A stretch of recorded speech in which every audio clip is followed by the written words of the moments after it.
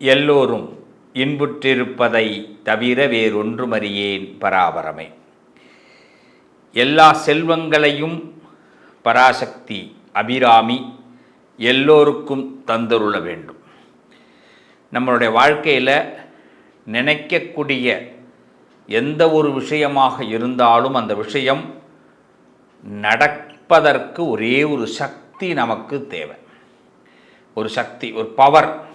அந்த பவர் இருந்ததுன்னா எந்த ஒரு விஷயத்தையும் நம்மளால் ஹேண்டில் பண்ண முடியும். அதே துஷ்ட சக்தியாக இருந்தால் ஒரு விஷயத்தை நம்மளால் செயல்படுத்தவே முடியாது. அதே நமக்கு இஷ்ட சக்தியாக இருந்தால் அந்த விஷயத்தை செயல்படுத்த முடியும். இப்போ உதாரணம், ஏதாவது ஒரு வார்த்தையை அம்மா சொன்னால் நமக்கு ரொம்ப கோபமாக இருக்கும், அப்பா சொன்னால் ஆறுதலாக இருக்கும், நண்பர்கள் சொன்னால் ரொம்ப சூப்பராக இருக்கும். அதே ஒரு வார்த்தை அம்மா சொன்னால் சூப்பராக இருக்கும், நண்பர்கள் சொன்னால் பிடிக்காது, அப்பா சொன்னால் சுத்தமாக பிடிக்காது. ஆனால் வார்த்தை ஒன்று தான், அது யாருக்கிட்டேருந்து வருது அப்படிங்கிறது தான் ரொம்ப முக்கியம். நம்ம வாழ்க்கையில் பல பிரச்சனைகளை உண்டு பண்ணுறதே என்னென்னா, ஏதோ ஒரு பவர், ஏதோ ஒரு சக்தி அந்த நேரத்தில் நம்மளை லைஃப்பை மாற்றி விட்டுரும். காலையில் பொழுது முடிஞ்சு எழுந்திருக்கிறோம், விடியுது, நிறைய பேரோட வாழ்க்கை விடியாமல் கூட போகும். என்னன்னு கேட்டால், நல்லா தான் சார் நினச்சேன், நல்லது தான் சார் நினச்சேன், நான் இது மாதிரிலாம் நடக்கும்னு எதிர்பார்க்கவே இல்லைன்னு ஈவினிங் சொல்லுவாங்க. நான் சாதாரணமாக தான் சார் இந்த ஃபோனில் பேசினேன், சாதாரணமாக தான் சார் இந்த எஸ்எம்எஸ் அனுப்பினேன், சாதாரணமாக தான் சார் நான் இந்த விஷயத்தை பார்த்தேன், சாதாரணமாக தான் சார் நான் நடந்தேன், இப்படி போகும் நான் எதிர்பார்க்கவே இல்லை அப்படின்வாங்க. அப்போ நமக்கு சரின்னு பட்டது யாருக்கோ ஒருத்தவங்களுக்கு தவறுன்னு பட்டிருக்கு, அதனால் பிரச்சனை பெருசாக இருக்குது. அப்புறமா அவங்க தவறுன்னு பட்டதுனால நம்ம அதை திருப்பி யோசித்து பார்க்கும்போது, செஞ்சுருக்கக்கூடாது, இது என் மேலே தான் மிஸ்டேக்கு அப்படின்னு நம்ம மனசே திருப்பி ஒரு ரவுண்டு நம்மள்கிட்ட சொல்லும். இது மாதிரி ஏன் நமக்கு பல ஆப்பர்ச்சுனிட்டிஸ் மிஸ் ஆகுது, நல்ல மனிதர்களை இழக்கிறோம், நமக்கு நடக்கிற ஏன் விஷயங்களுக்கு நாமே ஜபாத் வேறு ஆகிறோம், பொறுப்பாகிறோம். ஆனால் எடுத்த உடனே அது நமக்கு தான் நாம் பொறுப்புன்னு நமக்கு தோணாது. எல்லாமே சரியாக பட்டிருக்கும், பிறகு தான் அது பொறுப்பாக இருக்கும். இது எப்படி? நாம் தான் ஒரே ஆள் தானே, நம்ம என்ன டபுள் கேரக்டராக நடிக்கிறோம்? நம்ம ஒரு படத்துலலாம் நடிக்கிற மாதிரி டபுள் ஆக்ஷன் அதெல்லாம் இல்லையே.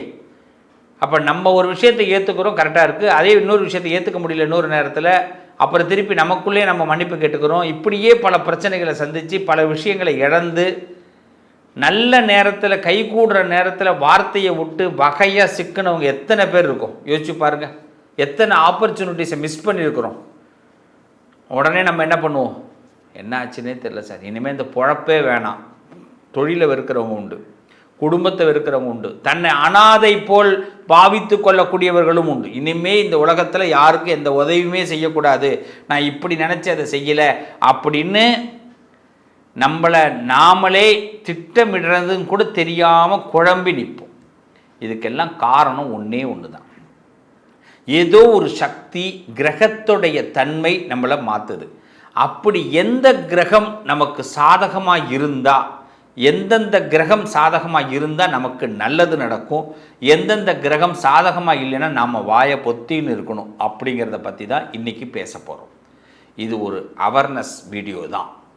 கண்டிப்பாக நம்ம வாழ்க்கையில் அதுக்கு என்ன பரிகாரம் பண்ணிக்கணும், எந்த கிரகம் சாதகமாக இருந்தால் நம்ம பேசுகிறதெல்லாம் ஓகே ஆகும், எந்த கிரகம் சாதகமாக இல்லைன்னா நம்ம பேசுகிறதெல்லாம் ஆப்போசிட் ஆகும். ஒவ்வொரு ராசிக்கும் ஒவ்வொரு கிரக மாற்றங்கள் ஏற்படும், நல்ல கவனிங்க.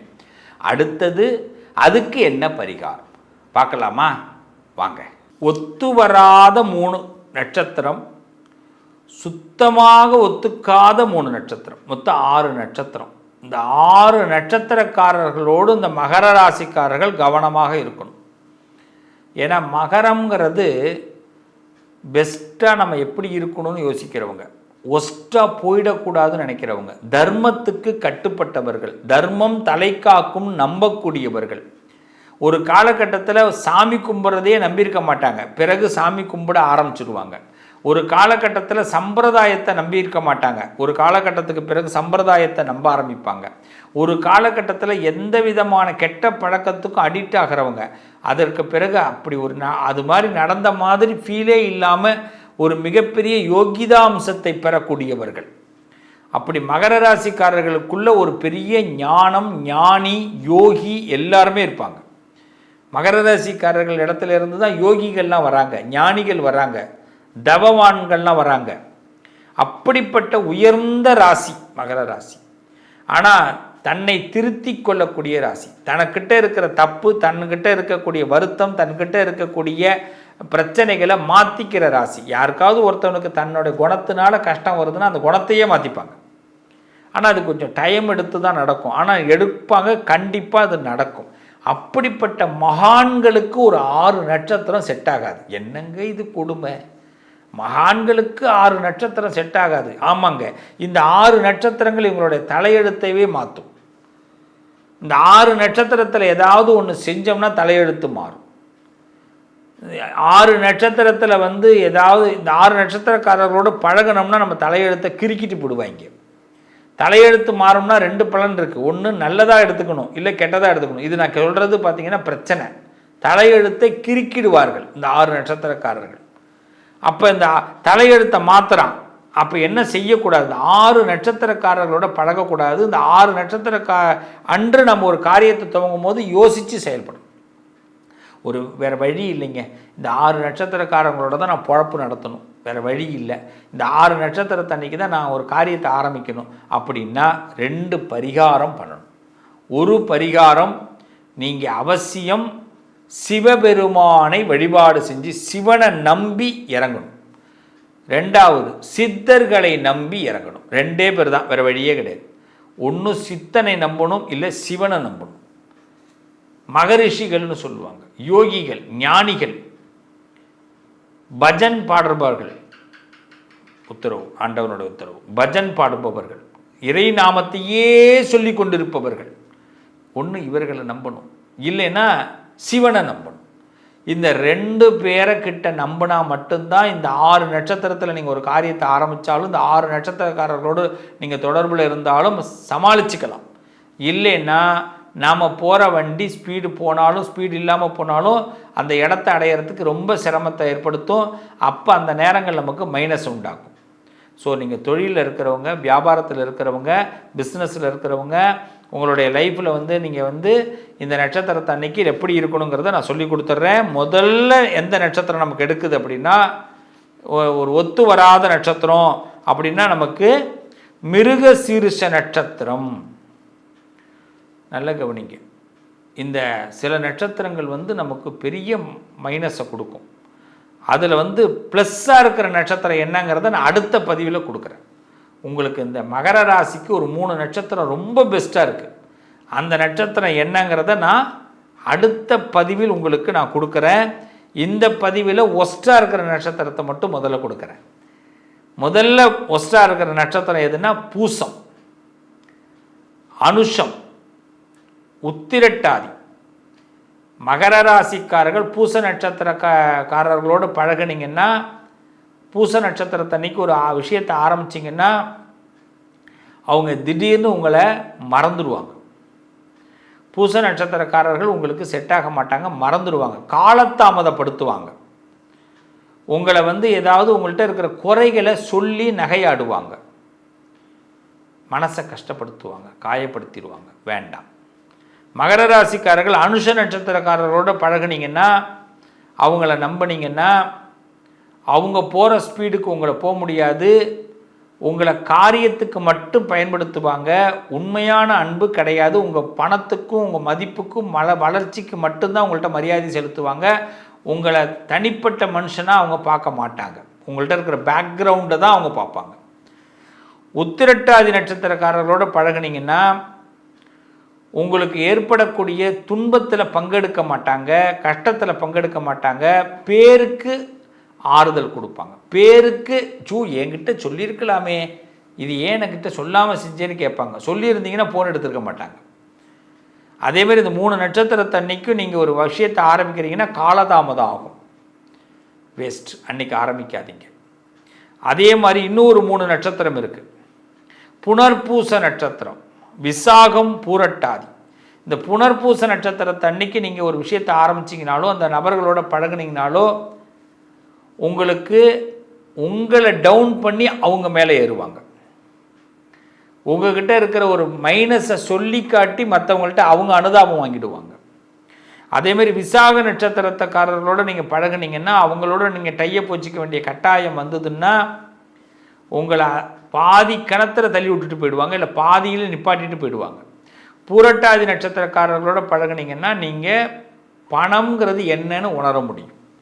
உலகமே பணம் தானா அப்படின்னு உணர வச்சுருவாங்க. ஸோ இப்போ இந்த 6 நட்சத்திரக்காரர்களும் பாடத்தை சொல்லி கொடுப்பாங்க. நமக்கு அது ரொம்ப டென்ஷன் ஆகிடும். நம்ம கடவுளே நமக்கு லெசன் எடுத்து அனுப்பியிருக்கிறான். கடவுளுடைய பிள்ளைங்க நீங்கள். உங்களுக்கு நிறைய அனுபவம், அறிவு, ஆற்றல்கள் எல்லாமே வரும், பொறுமை வரும். அதான் சொன்னேனே, ஒரு காலகட்டம் நம்ம லைஃப்பில் முன்னாடி வேறு மாதிரி இருந்திருப்போம், பின்னாடி வேறு மாதிரி வருவோம். அவ்வளோ அனுபவங்கள், அவ்வளோ நல்ல விஷயங்கள் உண்டு. ஆனால் அப்படிப்பட்ட நம்மளை இவங்க எல்லாம் கட்டுக்குள்ளே வச்சுக்கணும்னு நினைப்பாங்க. ஸோ நம்ம தலையெழுத்தை இவங்க கிறுக்க பார்ப்பாங்க, தலையெழுத்தை மாற்ற பார்ப்பாங்க. ஸோ இந்த 6 நட்சத்திரக்காரர்களோட கவனமாக இருங்க. இந்த 6 நட்சத்திரத்தை அன்றைக்கி எந்த காரியத்தை செஞ்சாலும் கொஞ்சம் கவனமாக செய்யுங்க. அவசியம் ஏற்பட்டது, செய்ய வேண்டிய கட்டாயம் ஏற்படுது அப்படின்னா சிவனை வழிபாடு பண்ணணும், சித்தர்களை வழிபாடு பண்ணணும். இந்த நேரத்தில் மகர ராசிக்கு செவ்வாய் ஜென்மத்தில் இருக்கிறனால பூமி சம்பந்தமான லாபங்கள் நீங்கள் பண்ணலாம். இந்த நேரத்தை பயன்படுத்திங்க. பூமி சம்மந்தமாக ஏதாவது ஸ்கெட்ச் போடுங்க. இடம் வாங்கிறது, இடம் விற்கிறது, கடன் வாங்கிறது, கடன் அடைக்கிறது, இதெல்லாம் நல்ல நேரம். அதே மாதிரி உங்களை தலையெழுத்தில் இப்போ 2வது வீட்டில் புதன், சனி, ராகு, சுக்கிரன் இவங்கெல்லாம் இப்போ உட்காரும் பொழுது அதில் சுக்கிரன் பார்த்திங்கன்னா தன லாபத்தை கொடுக்குறார், வருமானத்தை கொடுக்குறார், சந்தோஷத்தை கொடுக்குறார். புத்திசாலித்தனமாக நீங்கள் சில விஷயத்தை புதன் மூலமாக ஹேண்டில் பண்ணலாம்.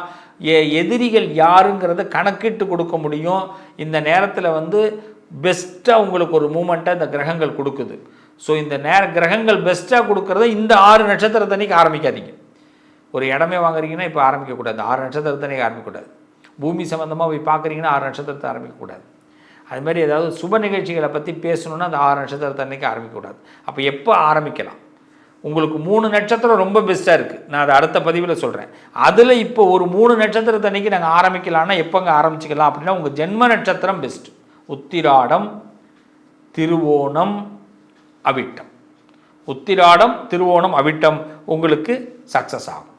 இந்த நட்சத்திரக்காரர்களோட கவனமாக இருங்க. அந்த 6 நட்சத்திரக்காரர்களோட நீங்கள் எந்த ஒரு விஷயத்தை செஞ்சாலும் சிவனையும் சித்தர்களையும் வழிபாடு பண்ணுங்க, நல்லது நடக்கும். உங்கள் அதிர்ஷ்டத்திற்கான தீர்வு: கல்வி, பதவி, யோகம், தொழில் வளர்ச்சி பெருக. ஜாதகம், வாஸ்து, திருமண பொருத்தம் பார்க்கவும், பிரசன்னம் கேட்கவும். Positive line doctor Sivasri Manikanda சிவம்.